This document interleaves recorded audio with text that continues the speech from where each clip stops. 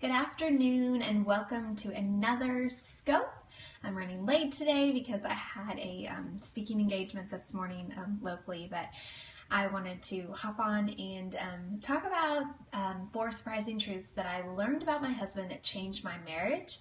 Yesterday I did truth number 1, and today we're going to talk about truth number 2. So welcome. I'm so glad to have you all here.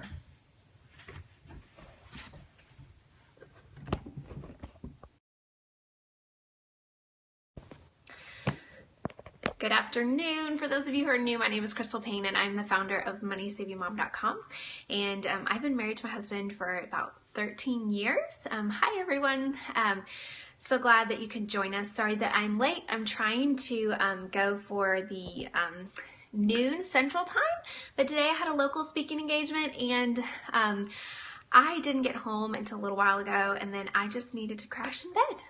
And so I laid down and rested for a little while, and then am ready to get on scope and go on with my afternoon. So thanks, Keely. It's a new color. Actually, this was my Easter shirt, and I decided to wear it today for my speaking engagement. So it's a different color, but I think I like it.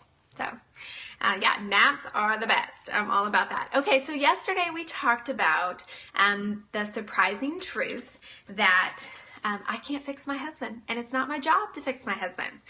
And today I want to talk about the second truth, and then the next 2 days we'll talk about the other 2 truths. So today's truth that we're going to talk about, the surprising truth that I learned about my husband that changed my marriage, and this is another no-brainer one, is that he wants to know he's my top priority.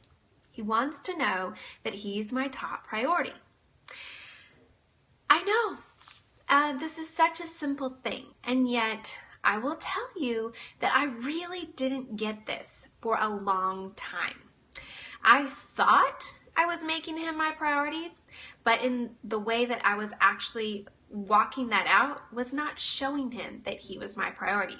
The thing that really helped me was to learn my husband's love language. And for the longest time, I didn't really understand what this meant.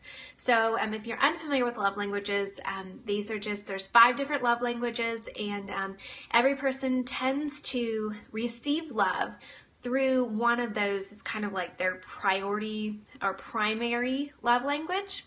And so if you are unfamiliar with this, or you don't know what your love language or your spouse's love language is, if you go to 5lovelanguages.com, you can take a test there, and that will help you determine what your love language is, and you can also have your spouse take the test and learn what their love language is.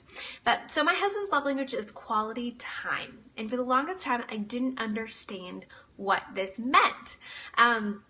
I thought it meant that we spend a lot of time together, and I didn't understand that quality time is not necessarily quantity time. It's quality time, and quality time means that I am fully present, fully there. My husband needs to know that he is my priority. He needs to know that I care about him more than pretty much anything else in the world. And so he wants me to be fully present. When I am with him, when we are talking, he wants me to be fully present.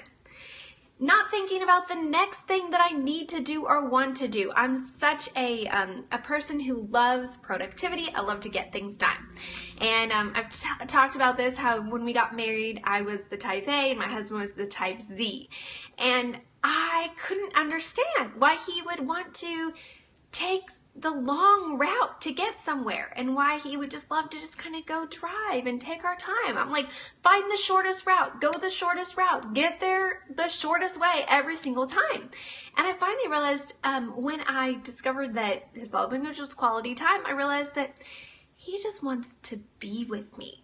He wants to just hang out with me. He loves to just sit in the car and just drive and just go places, but not really with any destination in mind, more so that we can just be together. He wants to enjoy the experience. And it would drive me absolutely insane, because I'm like, you need to be productive. You need to be focused. You need to get there on time. And to realize that that's not what matters most.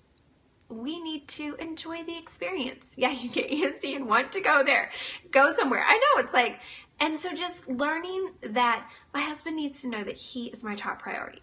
And the way that I show that to him is by being fully present, by not sitting there thinking about what I need to do, by not thinking about, oh, let's have a good conversation. Let's talk about these things we need to talk about so I can cross that off my list. Instead, to just be with him and just enjoy being with him, to just want to just hang out with him. Now, your spouse is different than my spouse, and so this might not be what is your spouse, how you show your spouse that they are a priority. But I want to just challenge you to figure out, how do you show your spouse that they are your priority? For me, one of those practical ways is when I am traveling, which I travel sometimes, is checking in with him really regularly. He likes to know where I am and what I'm doing. He wants to be involved. He wants to know what's going on because he cares. That's the way that I show him that he is my priority. But he also doesn't like it when if I call him and I say, I'm really sorry, I only have 5 minutes to talk. To him, that communicates, I don't have time to talk to you. I'm calling you kind of to check it off my list. And it's a silly thing, but it's true. The way that I communicate to him can make him feel loved or not loved. And so I just challenge you to ask your spouse, what makes you feel loved? Really, what makes you feel loved? And you can tell them, be honest. Say whatever it is. There are no wrong answers. What makes you feel loved? Ask them, is your love tank full? Is your love tank full? And then ask them, how can I show you that you're more of a priority? When are those times that you felt very much like you are a priority in my life? And when are those times when you feel like you're not a priority? What do I do that makes you feel like you're not a priority? And what do I do that makes you feel like you are a priority? And then I challenge you to think every single day, how can you invest 5 minutes of time? 5 minutes of time to invest in your marriage, to show your spouse how much they mean to you, to show your spouse that they are your priority, to show your spouse that they are the most important thing in the world. You have to invest in your marriage. Good marriages don't just happen. They're a lot of work, but they are worth working for. And it takes time, it takes intention, it takes effort, it takes sacrifice, it takes being willing to compromise, it takes being willing to lay down what I would like for this other person. And that's always, that is in any relationship. If you want to have a strong relationship, you have to put in the time. It's not just going to happen. You have to make sacrifices. You have to show up even when you don't feel like it. You have to put in the work in order to reap the fruit. And so I challenge you today. Yes, Keely, it takes a daily commitment. That's so true. It's that day in, day out, daily commitment. I love in Shanti Feldham's book, The Surprising Secrets of Highly Happy Marriages. I love this book, and I love one thing that she has in this book that is so fantastic is she actually calls it the Fantastic Five for him, and she surveyed a bunch of different couples, and she asked them individually. She asked couples to say, were they happy with their marriage? And the couples that both independently said they were happy in their marriage, then she took them and she interviewed them separately and together to figure out what is causing you to feel like you both independently have a happy marriage. And she talked about how it's the little things done over and over and over again that make the biggest impact. And she has a section where she calls it the Fantastic Five for him. Of all the couples she surveyed, she did all that research and she put it together and came up with these 5 things that she feels like will have the biggest impact on a husband's happiness. And this is from Shanti Feldham's book, The Surprising Secrets of Highly Happy Marriages. And she said, number 1, that she notices his effort and sincerely thanks him for it. Number 2, that she says, you did a great job at, and then fill in the blank. Number 3, that she mentions in front of others something he did well. Number 4, that she shows that she desires him sexually and that he pleases her sexually. And number 5, that she makes it clear to him that he makes her happy. So that's the Fantastic Five for him from Shanti Feldham's book, The Surprising Secrets of Highly Happy Marriages. And if you really think about those things, it's like most of them are very, very simple. It's simple things, but it's those simple things done over and over and over again, consistently, day in, day out. That is what makes a healthy, happy marriage. And yes, it takes both parties. I'm only talking to the wives right now. It takes both parties.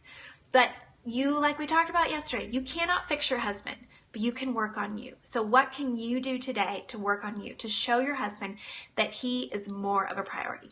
Because when I have made the effort, put in the time, put in the intention to say, I am going to show you that you are my priority, and I'm going to do it in a way that speaks priority to you with your love language, it makes such a difference in my marriage. So ask yourself, ask your spouse, what makes you feel loved? Is your love tank full? And how can I show you that you're more of a priority? That's what I'm going to share with you today. Tonight I'll be back on for our top deals scope, and tomorrow, hopefully around noon Central Time, I'll be back with surprising truth number 3 that I have learned about my husband that has changed my marriage. Have a great afternoon.